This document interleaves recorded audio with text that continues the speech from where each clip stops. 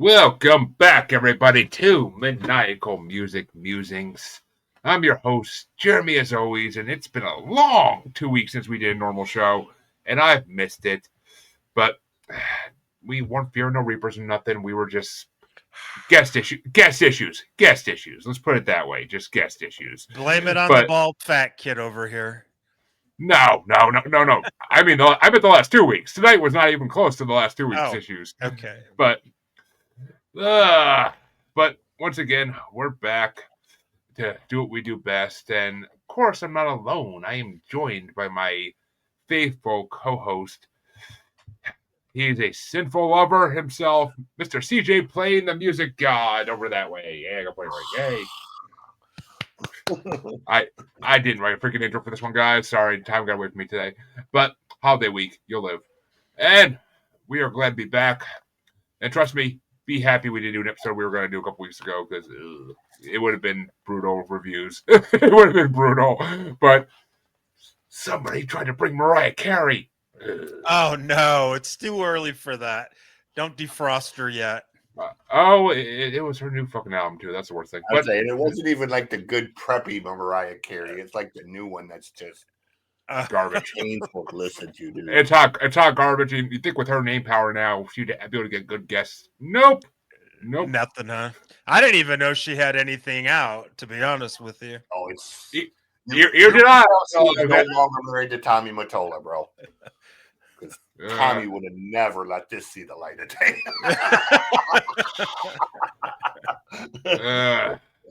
Well, folks, that other voice you hear is our guest this week. We are very happy to have on Mr. Eddie Ravenscar, co-host of Creepy Coffee's podcast. What's going on, Eddie? I'm just hanging out, trying to get the power back on over here. You know how it goes. Yeah, I definitely want to. I've yet to lose power in this house. Knock on wood for that one. It sucks. I just did. Yeah, and you know it always happens when something's scheduled to go on, and it's that. What is that? Murphy's Law, Jeremy's Law, or whatever? I don't know. That's Murphy's Law. Jeremy's Law wouldn't do that. Okay. Well, thank you for having me here tonight. It's a pleasure to be here. Yeah, well, it's a pleasure to have you on. Why don't you tell our audience a little bit about your podcast? Well, it's Creepy Coffees, and it started out just we were interested in kind of horror and macabre and true crime and everything, and it kind of took on a life of its own where what goes great with horror and staying up late and ghost hunting? Coffee. So we've thrown a little bit of coffee culture in there. And we've got horror, coffee, and we even got our own coffee out now called Creepy Coffee's Podcast Coffee. Original name. Yeah. I'm guessing you can mainly get it online. I'm guessing it's not available on most maybe local stores, but no, it's not. We actually just launched it last week. And it's available on our website, creepycoffees.com. Under the roasters, we roast our own. Literally, we go out to the garage and roast it. And then we bag it up and we ship it out. And we're doing pretty well. I'm surprised. We've gotten quite a bit of orders and quite a bit of followings on it. But our true love is still doing the horror stories and the reviews and, going and doing some ghost hunting.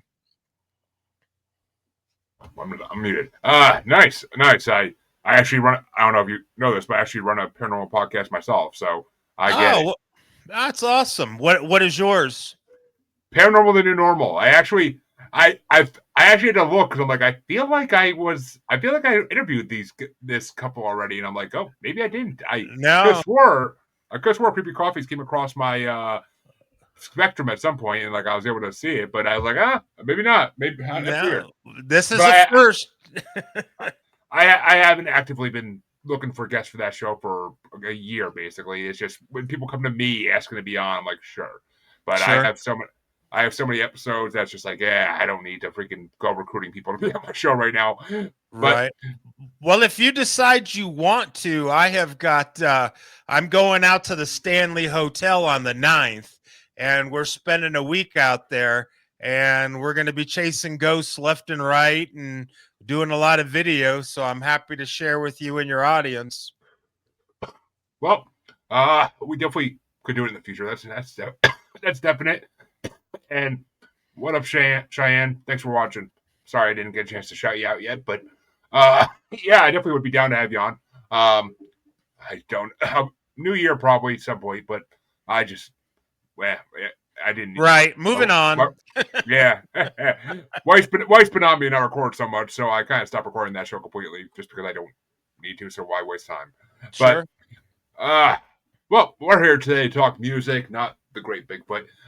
So unfortunately, but what album did you want to bring us, man? I'm excited about this. With open ears and open mind, one of the greatest bands out of New York City, Blue Oyster Cult's Agents of Fortune. And what made you want to bring this one? I mean, besides the fact that you think it's the greatest. It's a phenomenal album. It's definitely when BOC, in my opinion, was in their prime. And excuse me, myself being from the Cleveland area, I grew up listening to a lot of this stuff. And I remember when they were coming through town for this album, and I can't remember what the other album was.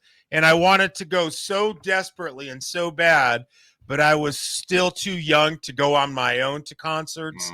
And so I sat there pouting in my bedroom, stole a beer from the refrigerator, sat up in my room and just played this album over and over and over and cranked it as loud as I can. And it's just got a special meaning for me that it's a great album. Yeah. Oh, Macho Game. How? Who would I want to go first in my mirror? You, CJ. Feel free, bro. I got nothing for this one. All right.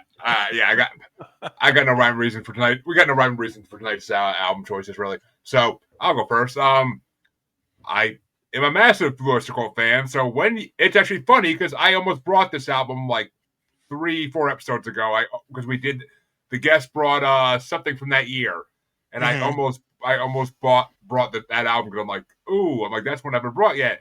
But I was like, you know what? Nah, I've done a lot of Blue Oyster Cult lately. I'll pick something else and see. Fate's worked out because now you bring it to me. So it works. Right. Now, but it's funny because the last two I brought are literally the ones that are around this album. I brought Secret Trees and Spectrees in the last this year. So great albums. Yeah, they are. I mean, I actually never heard the whole Agent of Fortune's album until today. I've heard a few of the songs off it and whatnot, but I never heard the full album front to back. Yeah. I will say I like Spectrees and Secret Trees better. Like those albums are just better all the way through. This album definitely has its hits and it has some good songs on it that I never knew existed. So I wasn't disappointed. It's Blue Oyster Cult. I'm not gonna be disappointed in their prime. Right. If you brought a 2001 album of theirs, maybe it would be a little disappointed. Who knows? Yeah. But I've been trying to hold off on checking out their newer stuff because it's just if some bands need to retire. You know, it's not that bad. Their last album, The Symbol Remains the Same. There's some good songs on there, but you can definitely hear that it's more for the time now, where back when this was written, you know, they were still pushing the Great White Underbelly and everything else. So their music has definitely changed, and I still find this to be one of their best albums. I mean, but this album is freaking actually pretty bomb. I'm not gonna lie. I mean, there's a lot of good tracks in here I never knew existed. Even there's tracks in here that I never even knew existed that are like, oh my god, how have I never heard this song? Right? Yeah, and you know what's cool about it too is what is it? Patti Smith is on there, and a lot of people don't know that. What was his name? Albert Bouchard and Patti Smith. It's either Albert Bouchard. It's one of the Bouchard brothers. I know that at that time was dating Patti Smith, and she, came in with a lot of the Vera Gemini with her, and what's that other one? Sinful Love and Tattooed Vampire. That's it. That's all with Patti Smith, and you can't go wrong. You know, like I said, to me, from 1976, this album is one of the best ones that came out that year. There's actually a lot. There's actually a few good albums that year, but that one is definitely the best. But CJ, what did you think of this album? I know for you, from experience, that Blue Oyster Cult with you is always hit or miss. But yeah,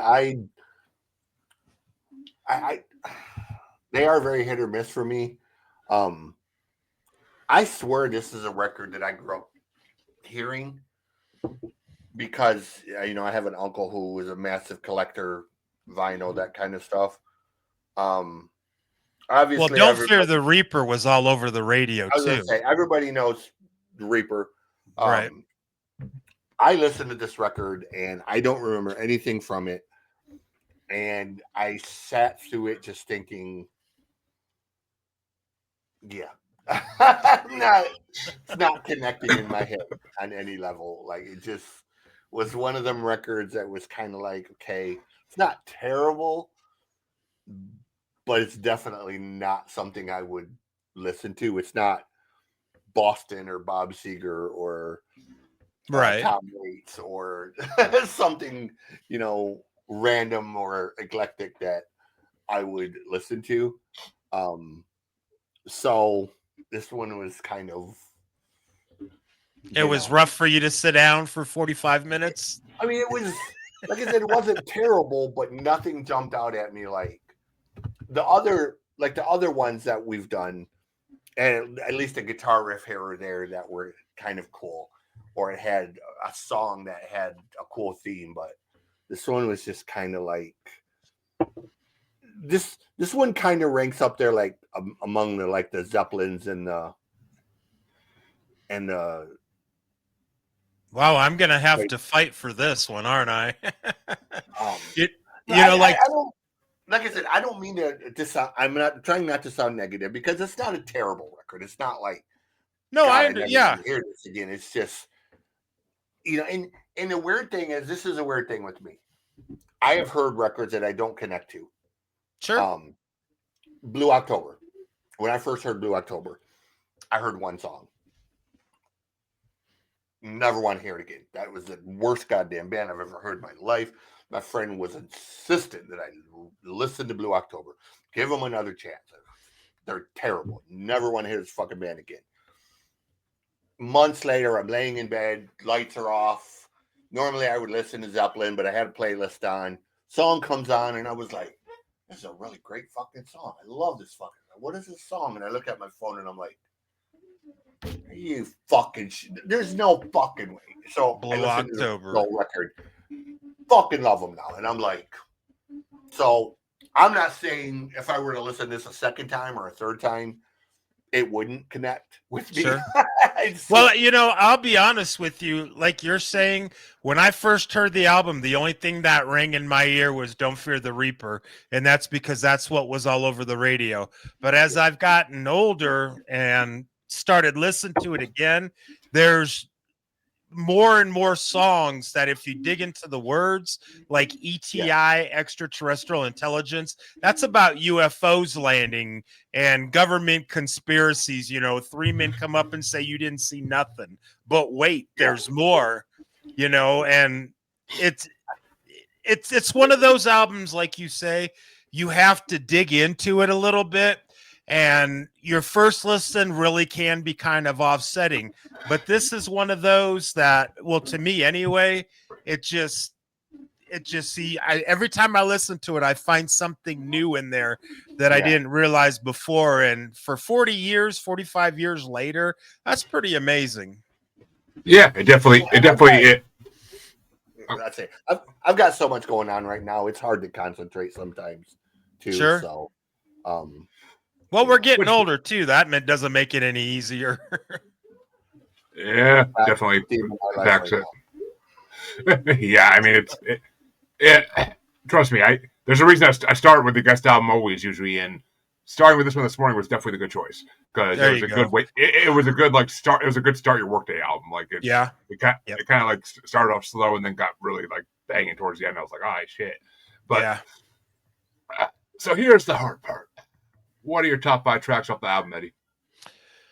Well, shit. My number one favorite all time is ETI Extraterrestrial. Like I was defending that one. Then it would go into The Revenge of Vera Gemini, Your Bone Like a Snake. I mean, come on. You know, with Patti Smith singing on that. I love Patti Smith. Her voice and everything, her attitude, phenomenal. Yeah, and then after that, I would go with Tenderloin. That's closer to the end. And then Debbie and Denise after that. Those are 2 great songs. And it's just kind of a perfect way to close out the album. And then my number 5 hit on there, I got to go with The Radio with Reaper because earlier today coming home, it was on Sirius XM and I cranked it up and I was like, yes, yes. And it still rings. It still rings true. So Reaper's not my number 1 ETI, and I recommend everybody go and listen to it again. Read the words. It's badass. It's about UFOs and the government conspiracy and the 3 Men in Black. That's where actually the movie Men in Black came from, was from that song and from the government. And there's just so much more to it than, as they say on there, but wait, there's more.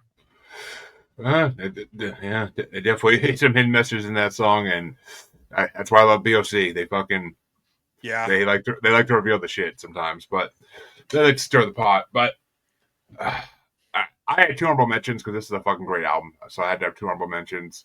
And Tenderloin was my first honorable mention because the guitar is interesting as shit, and it made me like look at it and be like, huh, this is new, right? And then my other honorable mention I'd known for years, and it's a fun Blue Oyster Cult song. This Ain't the Summer of Love is always a fun song. That's just a good tune.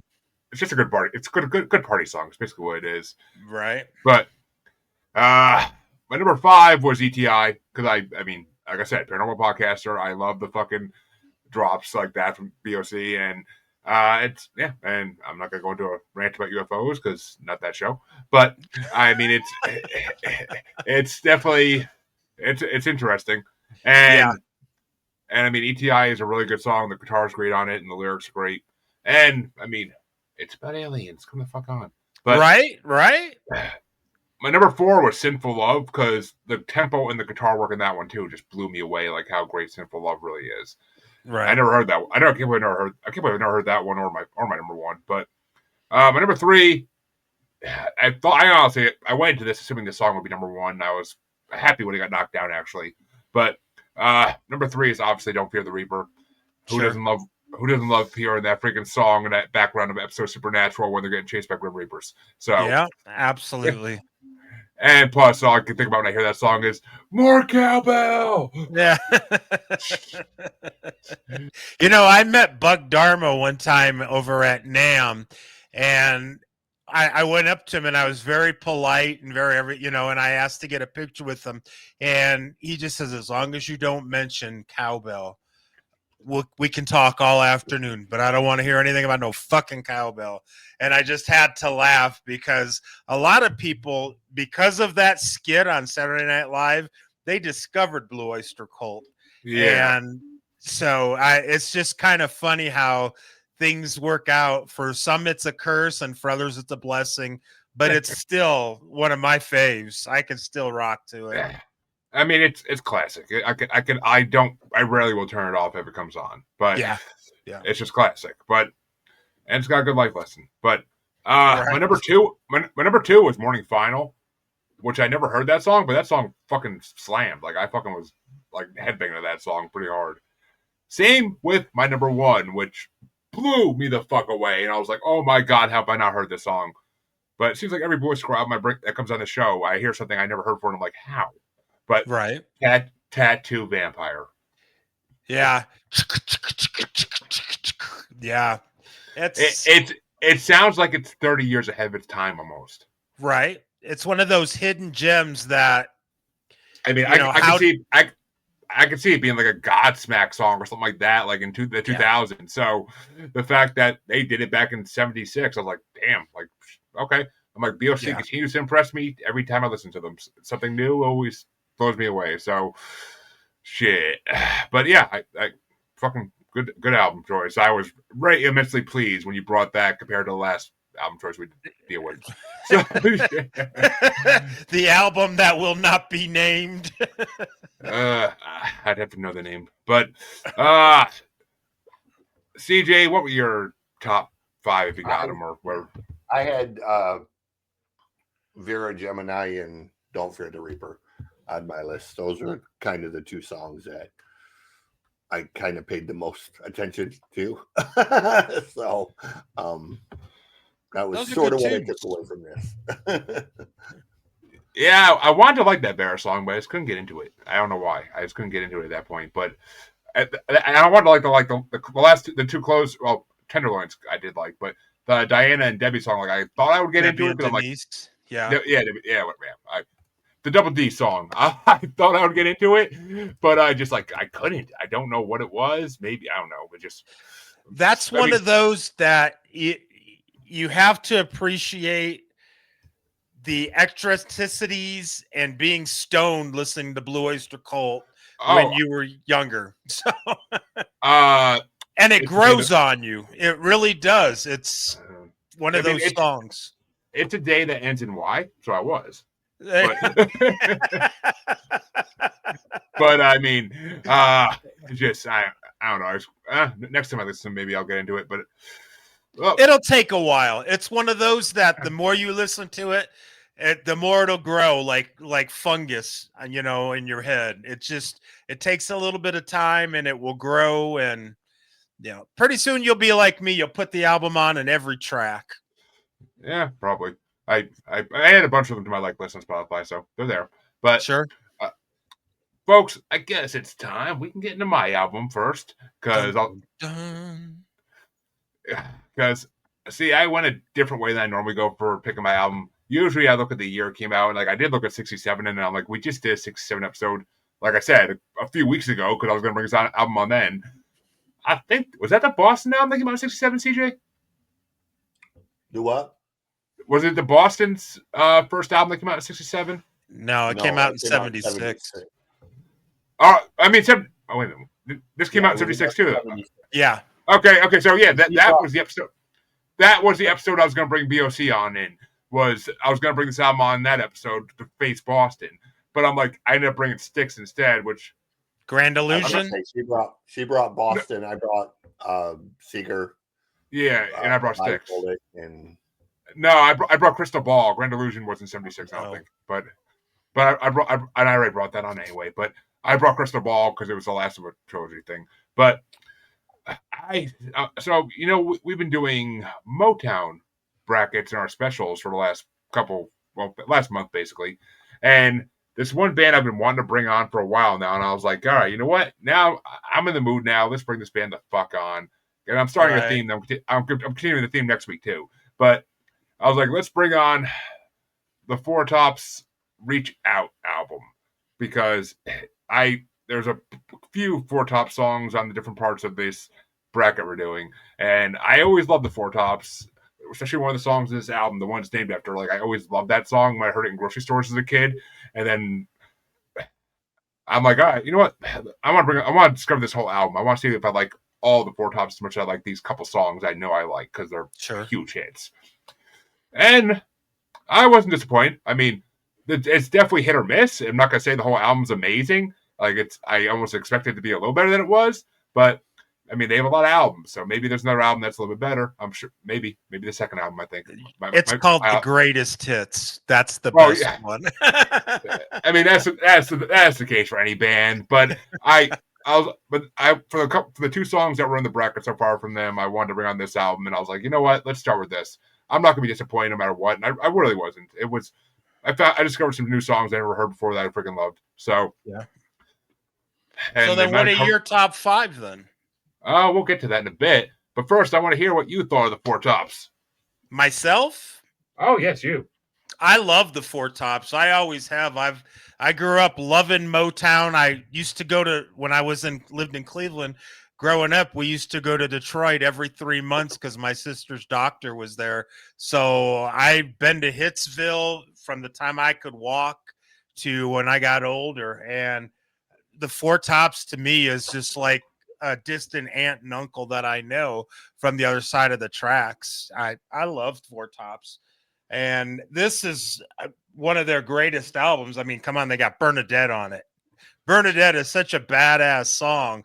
The harmonies on that, Mr. Ruffin himself singing that, just it sends chills. You know, it really does. It does. I mean, I have an opinion on that song, but I'll get to it when I get to my top 5. But Okay. I'm dying because I know CJ's about to smile. Because what did you think of the Four Top album, CJ? I'm the same way. I mean, I'm from the Detroit area, born and raised here.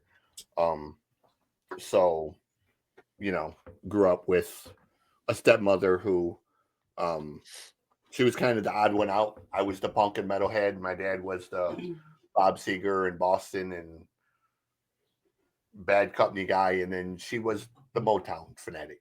So I heard a lot of the Four Tops, the Temptations, artists like LaBelle and Shaka Khan and that kind of stuff. So cool record, kind of hilarious. Listening to them sing a bunch of monkey songs. The Last Train to Clarksville. Yeah. One monkey song, one Beach Boys song, and one song. Songs on there. I mean only the songs I don't know the Monkeys did originally, but okay. But I mean, I saw a monkey song and a Beach Boys song, but I mean the covers. I saw like 3 covers and I was like, really? I'm like, I know everybody stole from everybody back then, but Jesus, like, it's crazy because if you look through the catalogs and depending on what site you're on, the album's covers change. Oh, yeah. You know, there's nothing consistent about that time period when it came to album covers. I mean, we do a Billboard bracket on one of my other shows too, and like in the same year, you'll have 3 artists like in the 50s that would do like the same song in the same year, and they all would hit the Billboard chart that year. Yeah, and it's like, okay, I guess people like back then just didn't have many choices, so they listened to whatever the hell was on. But yeah, basically. But you have the Monkees doing this, then you have Dion doing this, then the Platters doing this, and yeah. I mean, this theme would have went on for 3 weeks if we got through the last episode. Because I brought Dion the last one episode. What do you get to do? Did you really? Yeah, because I was in a Dion mood because I love 2 of his songs, and I saw that he released a new album this year, so I was like, sure, let's go with it. Yeah, and that was the Mariah. I believe Last Train to Clarksville. Oh, I thought I'm a believer. I forgot about that one because I didn't put it on my list because it sucked. It was that worst version of it. Song before the Monkees. But... I'd rather watch Shrek and hear that version than listen to the fucking version by Four Tops of that song. But well, okay, I had 2 honorable mentions on this one too because it's the fucking Four Tops. Come on. And Last Train to Clarksville is actually the only cover on my list, and it was an honorable mention because they did a decent job of that one. I like the main singer's voice on it, but all the other covers were fucking garbage. And what else did there do but Think About You is my other honorable mention because I've heard of that one before, and it's always a decent song. It's not their greatest, but it's a decent song. My number 5 is I'll Turn to Stone. I don't think I ever really heard that one. I know like the name Turn to Stone, but I don't think I ever heard that song, and it actually was really good. Same with my number 4, Walk Away Renee.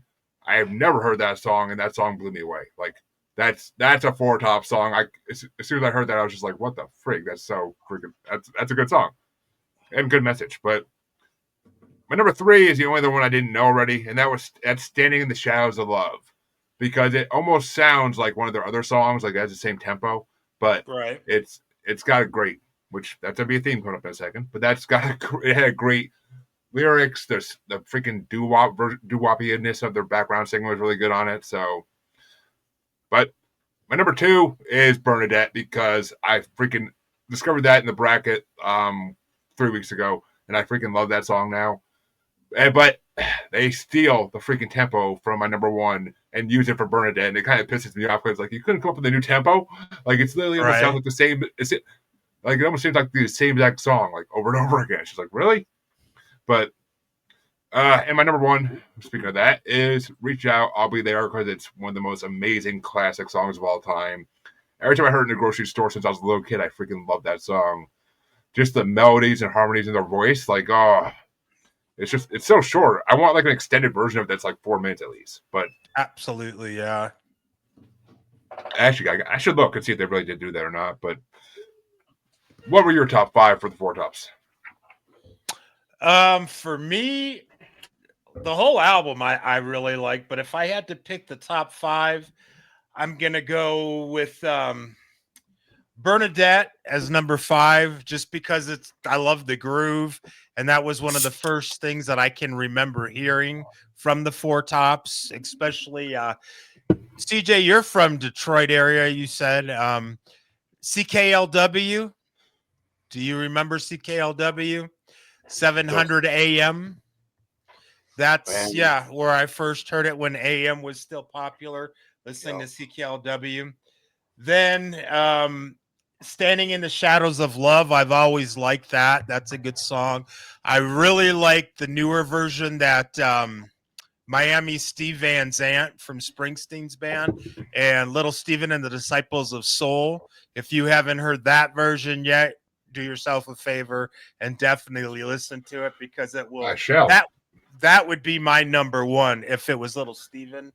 And then 3, I kind of dig I'm a Believer just because it's so corny and it did come from the Monkees, and it's got that innocence that the 60s had. I'd say it's actually a Neil Diamond song originally. Is it really? Yeah. There's a whole nother show in itself, Neil Diamond. Yeah, I mean, I'm a believer. Just like I'm like, you're not Davy Jones. Don't try to fucking sing this song, right? Yeah, you're not.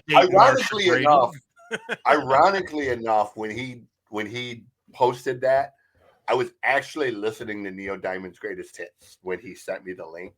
Nice. I almost went with the Neil Diamond Greatest Hits just because, and then I thought, I don't want to be like completely cheesy and go with like Neil Diamond, but Double Diamond, Diamond Down, yeah. So I chose something different, but there you go. That's actually what I was listening to when Jeremy sent the link. And sure. And then my number 2 would be Seven Rooms of Gloom, and the number 1, Reach Out, I'll Be There. It's been covered by everybody from them to Michael Jackson to you name it, and it's just a phenomenal song. It's one of the most, to me, honestly, it's a perfect example of what a hit single should be. Everything's there in place. Yep, perfect chorus, perfect fucking verses in between. Like it's just, I mean, it's literally you're right. It's literally what music should fucking be. Right. Well, it is, to some degree. I mean, I kind of want to hear a metal version of it. That's what I'm waiting to hear is a metal version of it. Yeah. If one doesn't exist, I could not know about one yet. I don't know. I'll just Spotify search that tomorrow. But CJ, what were your top 5 for the 4 tops? I got Wonderful Baby. I have Bernadette. I'll Be There. I'll Turn Stone. But my favorite, it's a Tim Hardin song. It's another cover. It's If I Were a Carpenter. If I Were a Carpenter is one of those songs that I don't think people like cover it nearly enough. It's a really catchy song, and it'd be a really good song for like someone like Chris Stapleton or Teddy Swims that would. Teddy Swims would sound really good, yeah. Yeah, like it would be one of those songs like somebody like Teddy or Chris that has that soulful voice. Because that is if you listen to it, a difficult song to sing, and like you're saying, not anybody can just do it. But Teddy Swims, I'm glad you said that. I could totally hear that. Yeah, which you're right. Not everybody can sing it because the 4 tops certainly couldn't. But I did not like that song at all. I was like, we're from them. I was like, ugh, what the fuck, dude?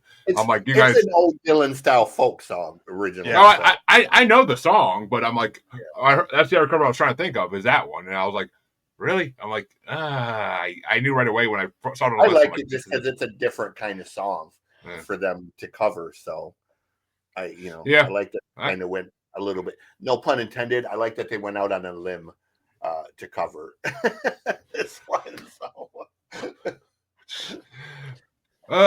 Well, that's my bad pun for the night.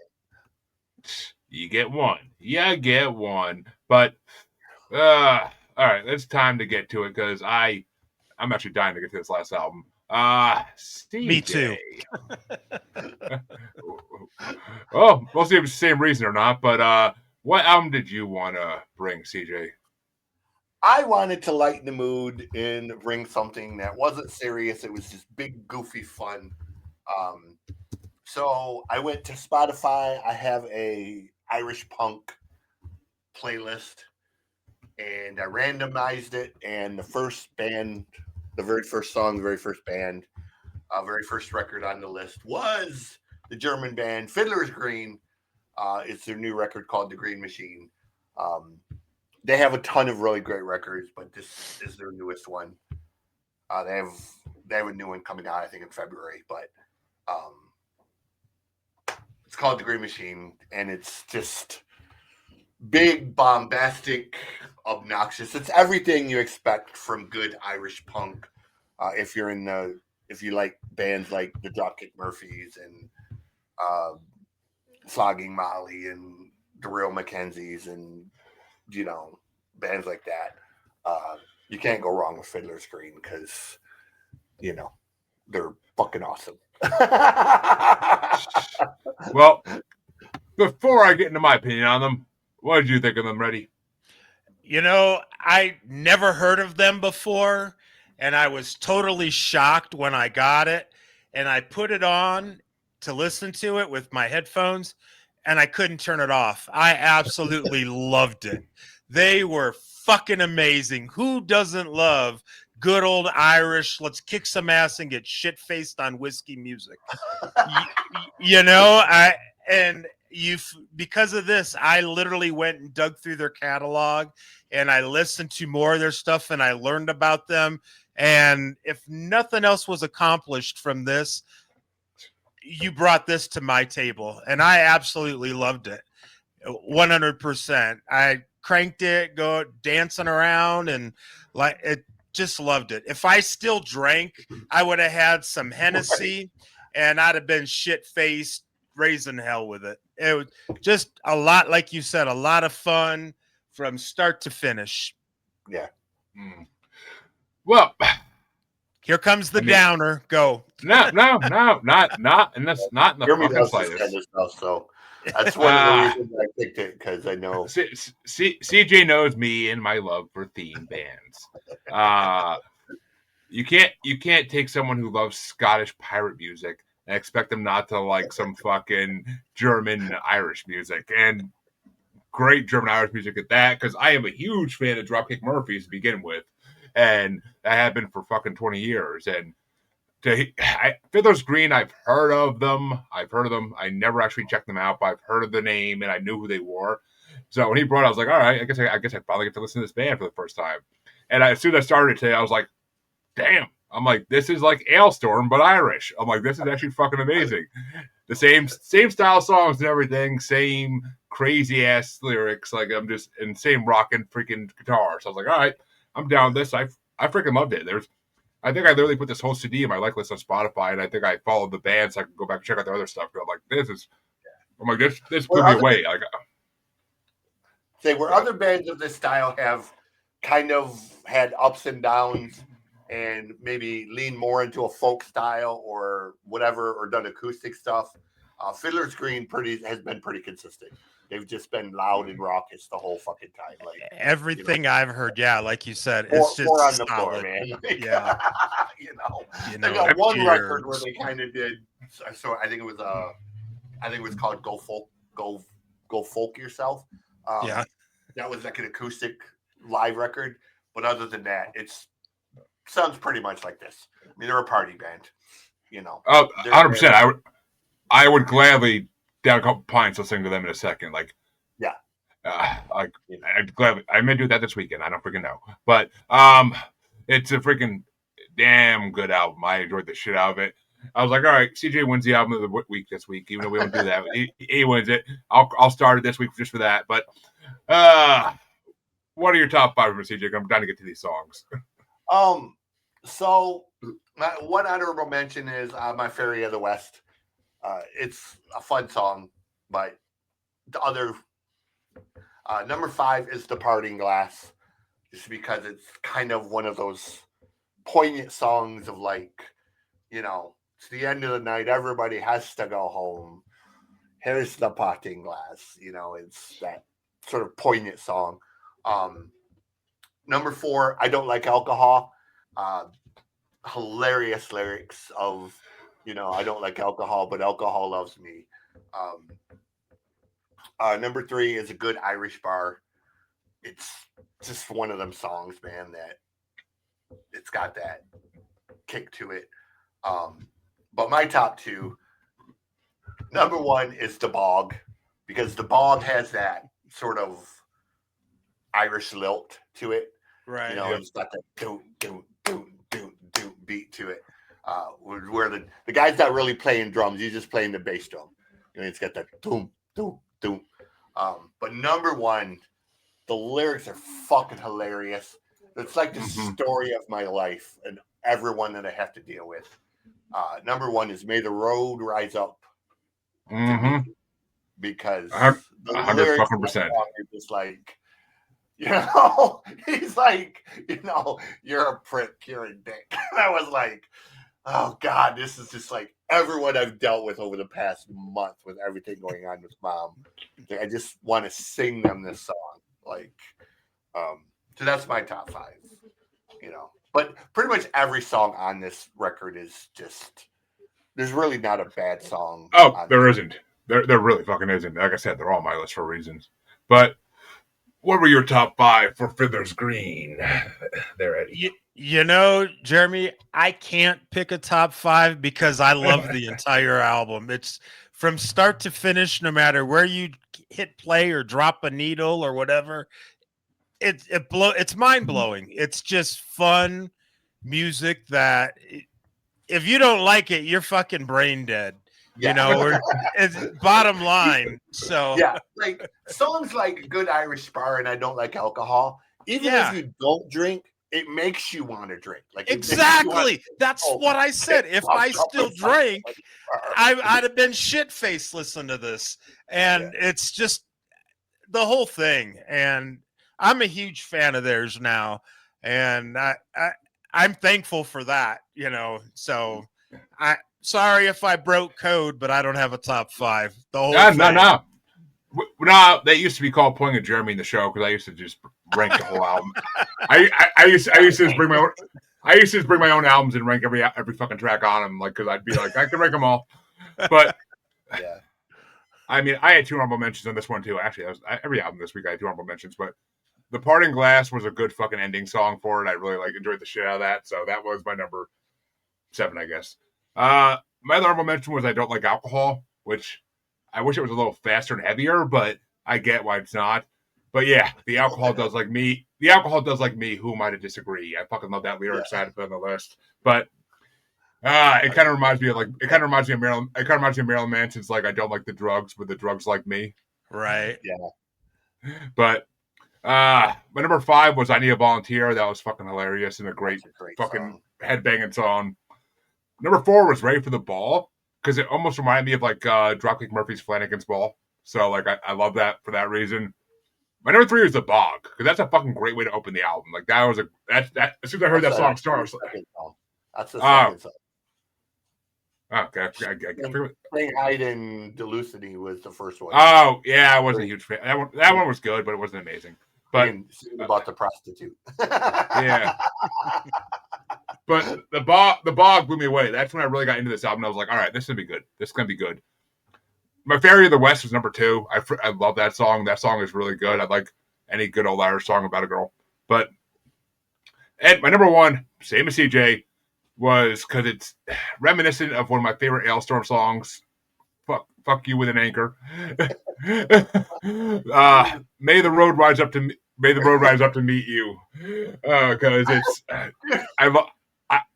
I used to go to a restaurant when I was a little kid, and they had the original "May the road rise up to meet you" like prayer or whatever the hell it was, like crocheted on a thing in the bathroom. So when you're sitting there taking a shit, you'd be reading that 1,000 times. I must have read it 5,000 times as a kid. But so when I saw that on there, I'm like, are they actually doing the real one, the original? And then as soon as I heard the lyrics, I was like, okay, this is good. This is better. Okay, they're not just doing an old Irish folk song. They're gonna actually make it their own. Fuck yeah. I saw that it was the one explicit song in the whole album, and I was like, ooh, okay, this has promises. Dude, I swear, like you know, I'm not a fan of gimmick bands. Every once in a while, there is a band that has a gimmick that I don't mind. So I was watching something, and an Ailstorm thing popped up, and it was them. They brought this 12-year-old kid on stage. Mm-hmm. Now I'm not familiar with Ailstorm's music. I've seen that video. Kid starts singing the song, and it's the anchor song, and I'm like, that's not a real song. So I go to the Ailstorm catalog, and I'm like, oh, well, fuck me. It is a real song. Okay. So I'm like playing the song like really loud because I was thinking of this song, like literally, like I knew this one. And same thought. I was like, it's very similar to May the Road Rise Up. So it was kind of like, okay, now I have to go back and actually listen to Ailstorm because they actually weren't terrible. And I love Ailstorm. Yeah, Ailstorm's another fun band. I'm infamously a dick when it comes to any kind of gimmick band. Like, I mean, he doesn't like fucking Gwar, so really. But I love Necrogoblicon. John, and Goblin you don't like Gwar? I'm not a Gwar fan. I'm not a Ghost fan. I am not a fan of Sleep Token. Gwar was a gimmick before there really even was a gimmick. Well, kind of, yeah. I mean, gimmicks go all the way back to Alice Cooper and Kiss and shit like that, but I mean, I don't know. But I mean, I can't hate CJ on that because I didn't listen to Gwar for the majority of my life. My original co-host brought him on the show, and I actually learned to like them. Not the live album he brought on first because that was shit, but he brought on another album, and I learned to like them. Lordy will always be the better version of Gwar. I don't care what anyone says. Yeah, like I don't mind Lordy. I don't mind Ailstorm's decent. I like there's sort of a synthwave band. There's sort of synthwave and rap, and they do like video game type stuff. Oh, I think I know what you're talking about, something like that. A night verse. So they're kind of few and far between, but gimmicks are the mask thing is worn out to me. Like, okay, Slip's not done it, Gar's done it, Mushroom Head's done it, and now Sleep Token, I don't like Sleep Token. Sleep Token is like the Kenny G of metal. I'm not a huge. That's too much of a nice thing to say about them, even. But well, I'm just saying, they're just one of the men. Ghost is another one. I want to like Ghost, I really do, but it's kind of like, okay, I see the image, I see the imagery, and I'm thinking, Merciful Fate, King Diamond. Why the fuck do they sound like Bon Jovi? Like, God damn it. Don't give me a satanic priest and then sound like Bon Jovi. Like, I'm expecting King Diamond, Borgnagar, Malevolent Creation, something heavy and dark and mean.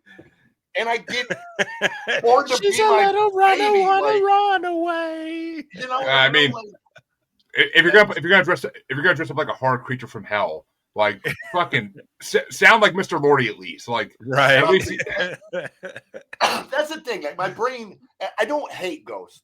It's just my brain has such a hard time reconciling the look versus the sound. Yeah. Right. The sound doesn't reflect the image and vice versa. Like, I mean, it'd be like if ICP got on stage and started doing fucking like Spice Girls singing. Like it wouldn't work. Something. It wouldn't work. No, it wouldn't. Like if ICP tried to do like Garth Brooks or some shit, it's just They like, no, kind this of have. doesn't work. Like, But I mean, they got to match. They got to match. You got to match to your me, image the whole to your thing fucking is, if song. you're a good enough musician, you shouldn't need a gimmick.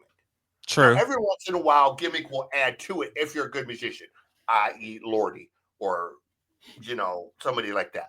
But 9 times out of 10, Guar's Guar's gimmick is decent because Guar's isn't just about the music. They build a whole sort of world around them. Yeah.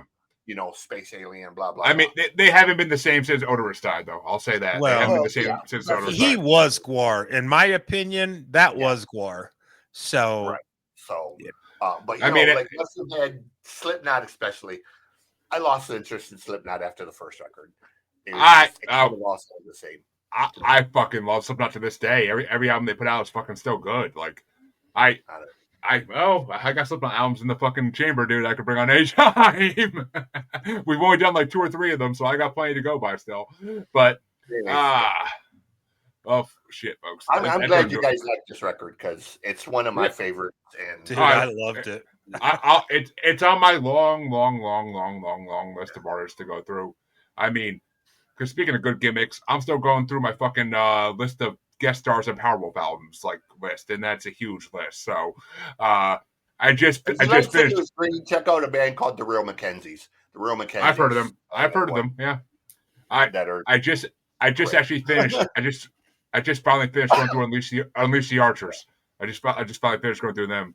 Fucking nice. Great band. Not great band, but I love her. She's a fucking amazing singer. But I will be bringing them on at some point in the future. Don't know when, but at some point. But folks, come back next week for sure, because we do have an episode next week with the drummer from Zepparella. Ooh. That's right. We got a little bit of a higher guest in the music world for once. So it doesn't happen often, but we appreciate when it does because we love having that. And I'm bringing a very, very decisive record. I have not listened to a sample of yours yet. I'm waiting, but it is a record that when it came out, you either loved it or hated it. The majority of people have hated it. They're considered the biggest clone or rip-off band of all time. But this is perfect for a drummer. We'll see. So, we will see. We'll see what I think of it. We'll see what my opinion is. Can I make a guess? Sure. Is it Steel Panther? No. My last co-host actually was going to bring Balls Out from Steel Panther on the show, but the guest ended up canceling. But I fucking love that album. I love that album. It's Kingdom Come. Kingdom Clone, yeah. Yeah, exactly. See, he gets it. Living out of touch. Yeah. Well, get it on. well, I have to hold my opinion until I actually hear it, but we'll see. No, it's fine. You when you listen to it, Jeremy, you'll understand. Oh yeah, I read who they wore. I already kind of get which way it's going, but we'll see. And I had a feeling from once I told you who the guest was, and I had a feeling. But folks, I'm continuing my trend next week with an album that came out the same year as that album did. So as the guest albums did. So we'll see if it's a little better album than what I brought this week, hopefully. But come back next week and check it out, folks. Eddie, where can they find you and your podcast? You can find us everywhere and anywhere. We're on YouTube, Spotify, Apple, yada, yada, yada. Just look up Creepy Coffee's podcast, and we're there. You can find us on our website, creepycoffees.com. We've made it pretty simple. We're all over Instagram. If you want coffee, it's available. Right now, I'm doing free samples, so message me, and I'll send you some free coffee. And that's also you can order that on creepycoffees.com and hit the store. But other than that, we're everywhere. We're banging. We're getting ready to do a 12-month world tour because we have a book coming out. And if there's a horror show or a convention near you, check it out. We may be there. Oh, there you go, folks. And definitely be shooting you my address for a free sample of some of that coffee because I love me coffee. So Yeah. in the morning, at night I don't drink the stuff, but in the morning I love my coffee. CJ, you gonna say something? Or Yeah, I was gonna say we'll obviously be crossing paths a lot because I'm finally finishing up my first book and getting ready to release it, and Awesome. so yeah. Yeah, keep in touch. I'd definitely love to work with you and help you as much as I can. Let me write this down so I don't forget. How well, could folks, you forget me? I'm still here. No, I'm just, yeah. dude. I see you, but like 5 minutes after this show ends, with my brain injury, I will be like, his name was Eddie. What the hell was his last name? I won't be able to find you. Well, CJ, where can they find you while you're writing that down? They can find me pretty much anywhere. The website is musicgodcjplane.rocks is the website, or at Music God Reacts on YouTube. If you look up now, the Mosh Pit Manifesto, that's the new podcast we're just launching. That's the metal, punk, and heavy music. We have the book coming out very soon. It is called All Men Are Cremated Equal. It is sort of Van Wilder meets Texas Chainsaw Massacre. Lots of horror, but very tongue-in-cheek and silly and stupid. Pop culture references galore. Basically, imagine if Van Wilder was a loner truck driver who comes across a Dexter-style serial killer and all the antics that will ensue. Just look up CJ Plane, basically. You'll see my ugly ass. So, And folks, you can find both your musers on Facebook at Squatchy Largefoot. On X and the gram is that Juggalo Bastard. And of course on YouTube, Maniacal Music Musings. Best way to see everything that's ever been done is YouTube. But come back next week and we'll have another good episode for you. And the Motown bracket continues a week from this Saturday. So come back for the final part of that to see who gets to pick the Christmas bracket. But see you then, folks. I gotta go be daddy once more.